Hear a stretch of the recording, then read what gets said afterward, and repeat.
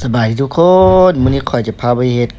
อบไก่แซ่บๆกินกับข้าวเหนียวร้อนๆหรือว่ากินกับข้าวเจ้าหนาวก่อนอื่นก็นำไก่ที่ทำความสะอาดแล้วก็นำมาสับเป็นตอนเนาะสับเป็นตอนน้อยๆพอดีคำเนาะเป็นตอนพอดีอบเนาะสับไป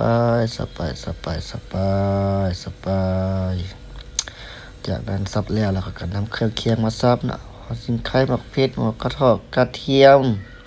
หัวข่าเนาะ สับกับปลาสับไปแล้วก็นำมาใส่ครกเนาะกระเทียมบักเผ็ดเนาะสิงขอกสิงไข่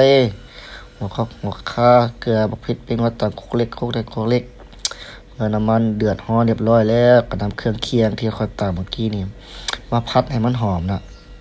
ปัดใส่น้ำมันร้อนๆผัดไปแล้วก็นำไก่ที่ทำความสะอาดแล้วลงไปแล้วก็พัดอันนี้นะผัดให้มีกลิ่นหอมๆผัดไป ผัดไปแล้วก็อัดฝาหม้อแล้วก็เปิดมาอีกเท่านึงแล้วก็มาผัดอีกเท่านึงผัดปีนไว้ปีนมาผัดไปแล้วก็ใส่น้ำลงไปเพื่ออบไก่เฮาอบไปบัดนี้อบไปแล้วก็เป็นตะกินได้เป็นกระซีมเบิ่งถึงรสชาติทำบักละอบไปประมาณ10 20 นาทีเนาะแล้วก็มันสุกดีแล้วก็ซีมรสชาติถึกใจแล้วก็หลังจากนั้นก็ตักใส่ถ้วยเลยพร้อมเสิร์ฟอบไก่แซ่บๆหอมๆกินกับข้าวเหนียวร้อนๆกับข้าวเจ้าเนาะ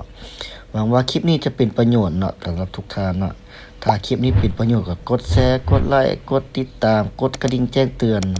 เพื่อเป็นกำลังใจให้ค่อยได้เฮ็ดคลิปต่อไปเนาะ